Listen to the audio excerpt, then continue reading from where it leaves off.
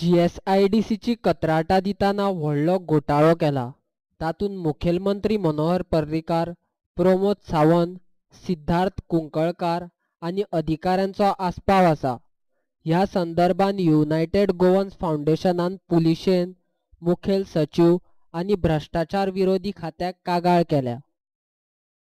The issue involves a scam perpetrated by Mr. Manohar Parrikar, which also involved Siddharth Kunkolekar, who was the then Joint Secretary of Mr. Manohar Parrikar, involved Mr. Pramod Sawant, the now Speaker of the Legislative Assembly, and then MLA as well as Vice Chairman of GSIDC.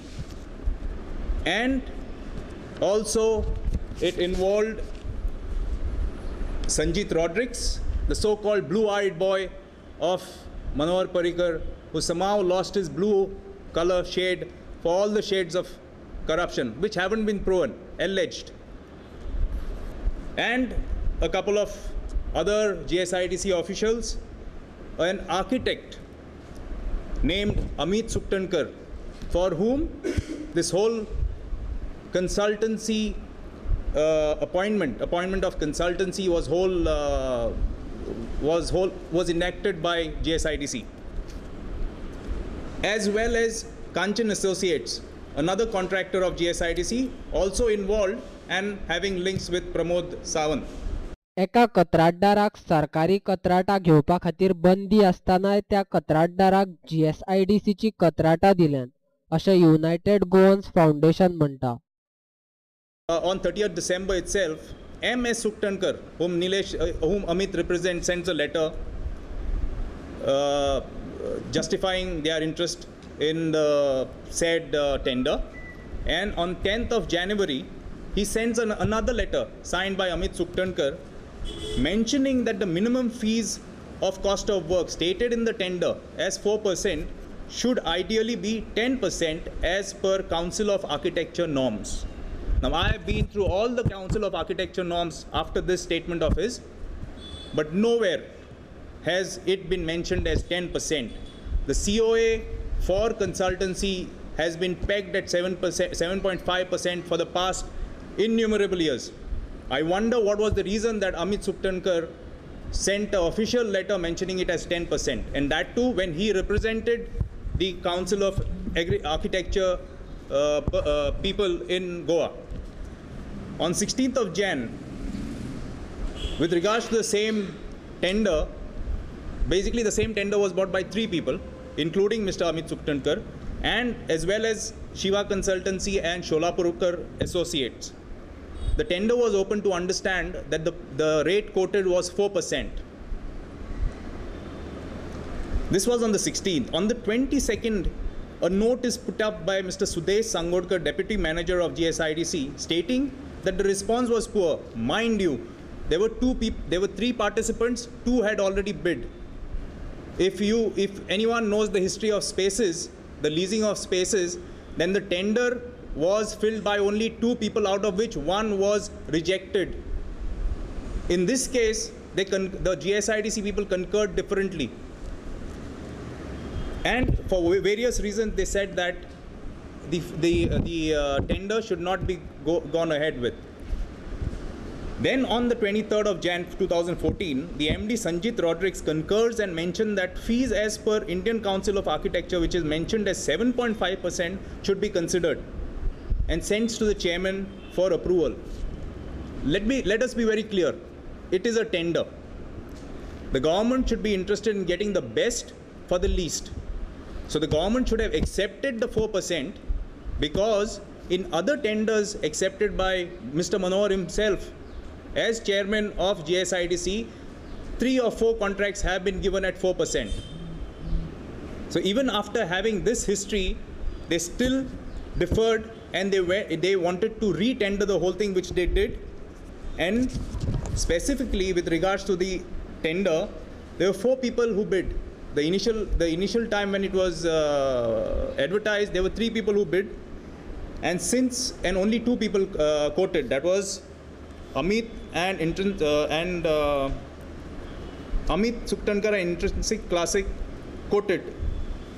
Amit and Fortress Infrastructure quoted, and Intrinsic Classic, which had bought the tender, did not quote. So they again went for a short tender notice, and another two people were added. That was Nilesh Salkar Associates and Intrinsic Classic. Again, they submitted bids. When the financials were opened, it was noticed that Fortress Infrastructure Advisory Services had quoted 9.75%, whereas Amit Suktankar, Nilesh Salkar Associates and Intrinsic Classics Porvorim quoted 7.5% each. With respect to the financial bid, Mr. Sudesh Sangodkar then puts up a note, which is okay. This is the exact note, and here he states that it may be noted that in the 113th board meeting of GSIDC, it was decided that in case more than one consultant quotes the minimum fixed percentage and or the same percentage, then the work be awarded by draw of lots or any other suitable transparent methods. This issue is put up for this with the superiors, who then pass it to the MD. The MD on the 26th of February states, as noted here, that the Honorable Chairman may kindly like to decide. I have seen a lot of files, and it is never ever written may kindly like to decide. It is written as the Honorable Chairman. It should have been written that the Honorable Chairman may decide, clearly indicating that it was a well thought about plan, that the whole responsibility of choosing the consultant would lie with the chairman. Subsequently, on the same day, the file goes to the chairman, Mr. Manohar Parrikar. And as you all can see here, very clearly written, without any draw of lots, neither any transparent methods, we may go for serial number 2. That is Mr. Amit Suktankar. Criminality Part 2. This involves basically the tender for interior works contract. In that, after the consultant was named, he drew up plans and he put up the work. He put up all the plans and the justifications for the work to be undertaken, as well as the estimates for the work to be undertaken, based on which GSIDC floated an under tender for interior works. On the 9th of June 2014, with regards to the interior works tender dated 29th May 2014, issued by GSIDC, there is a letter which was inwarded in GSIDC from Kanchan Associates. Now, this letter is important with regards to the result of what happens later. This is the letter. If you can see here, it draws the attention of Mr. Pramod Sawant, addressed to the MD. Pramod Sawant, who at that time was the vice chairman of GSIDC, and was rather known in the business circles as someone who could be handled to get any job. Allegations. I do not have proof to that. So, after this letter was inwarded basically for the prime reason that Kanchan Associates, as per the GSIDC Resolution 3467, was barred from undertaking any further GSIDC work due to sloppy work undertaken. This letter, subsequently, this letter was taken up in the 128th board meeting of GSIDC. In this letter, basically Kanchan requests GSIDC to withdraw that embargo on him. During this time, on the 16th of June 2014, there is a note by Nita Gopi, who is the Assistant Manager Engineering GSIDC, with relation to the interior works estimate as prepared by Amit Suktankar. He had made an estimate of 7 crores 85 lakhs odd, whereas the original estimate was somewhere around 6 crores. She raised a very pertinent question about why is there a difference of 1 crore 84 lakhs in the estimates. This actually points out to the intent of Amit Suktankar in deriving more by raising the cost of the estimates, because he's on a percentage basis. If it's 10 crore, he earns 75 lakhs. If it's less than that, he earns lesser. With regards to that tender then, with the interior works tender, there are 4 parties which bid. One is Godrej and Boyce, one is Concept Creator, the other is Kanchan Associates, and the 4th one is Damien, as we all know, who have shops all over the place. Interestingly, subsequent to the technical bid opening, there is a report, evaluation report, which is submitted by Amit Suktankar. And it is very clear there in the recommendation that, and it is mentioned that technical bids, as mentioned here, technical bids of namely Miss Godrej, Boyce and Concept Creator are found to be in order, and hence it is recommended that the financial bids of these 2 bidders may be opened. Even after such a recommendation from the consultant you have hired for a particular cause, GSIDC in the 128th board meeting lifts the embargo on this certain Kanchan Associates. And going ahead, when the financial bids are opened on the 27th of July 2014, I wouldn't have to tell you, it is such easy guesswork. Kanchan Associates becomes the L1 bidder, and that too by quoting around 22% less than the estimate.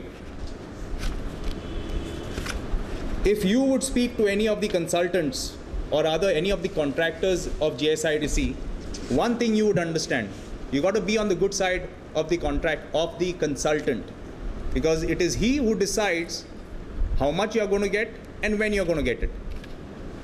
So for all what has been put up, it is absolutely evident that Kanchan Associates, an entity which was barred by GSIDC, got in touch with Mr. Pramod Sawant and for a certain favor, after writing letters, made sure that the embargo against itself was dropped and went on to win the bid.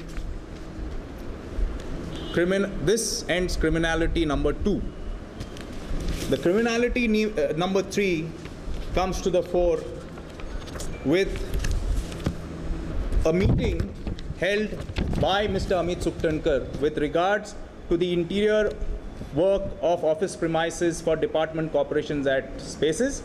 This meeting was held on the 11th of August 2014 at his office at Panjim. In attendance were Mr. Sudesh Sangodkar and Ms. Neeta Gopi from the GSIDC. And interestingly, this is his letter. The consultant representing Amit Suktankar was Mr. Siddharth Kunkalekar, who is a HVAC consultant, heating, ventilation, AC conducts. Page number 2 of the same report. This was the report which was submitted by Amit Suktankar to GSIDC. Clearly marks his responsibility at serial number 8. RFC drawings to be issued. Amit Suktankar, Samir Khaute, Siddharth Kunkalekar and Ashish Jani. As we all know, Siddharth Kunkalekar was the joint secretary of Mr. Manohar Parrikar and was drawing a salary from the government of Goa. Approximately about 70,000 if I am correct. And hence, at this particular time, he was also a consultant of a firm which got the tender in a sham way, as well as being a part of a group, a business group, and being a public servant at the same time makes him clearly liable under section 7, 11 and 13 of the Prevention of Corruption Act. So criminality number 3 established. Manohar Parrikar रावता ती इमारत ज्या कंत्राटदाराक कंत्राट दिला ताणीच बांदल्या, तशेंच तो कंत्राटदार सुद्धा त्याच इमारतीन रावता.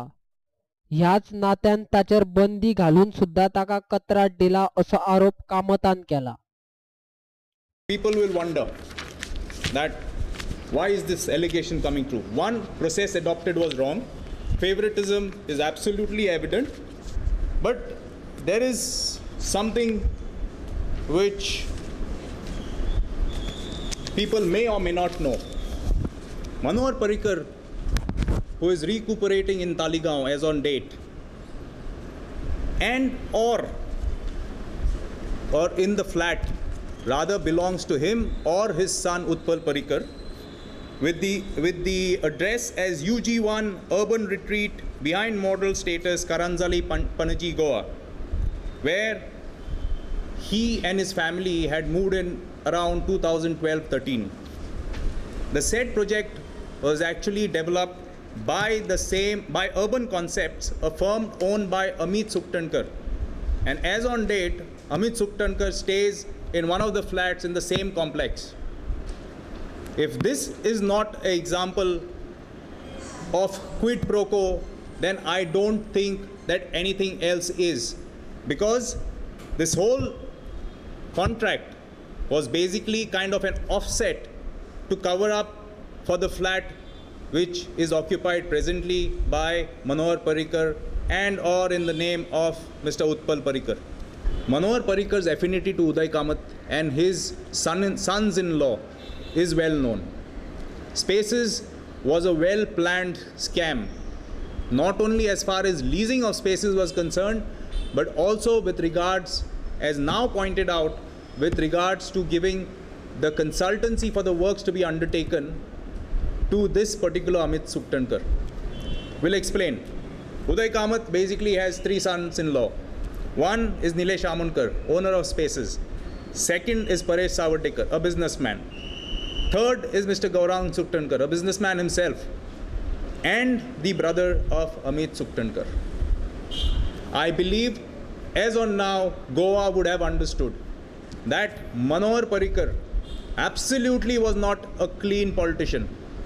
It was just that till date, no one had exposed him with documentary evidence, like the way he used to put up in the assembly. If he was there, he would have been absolutely proud of me, saying that, yes, you've done a great job, you exposed me. The others, I don't care.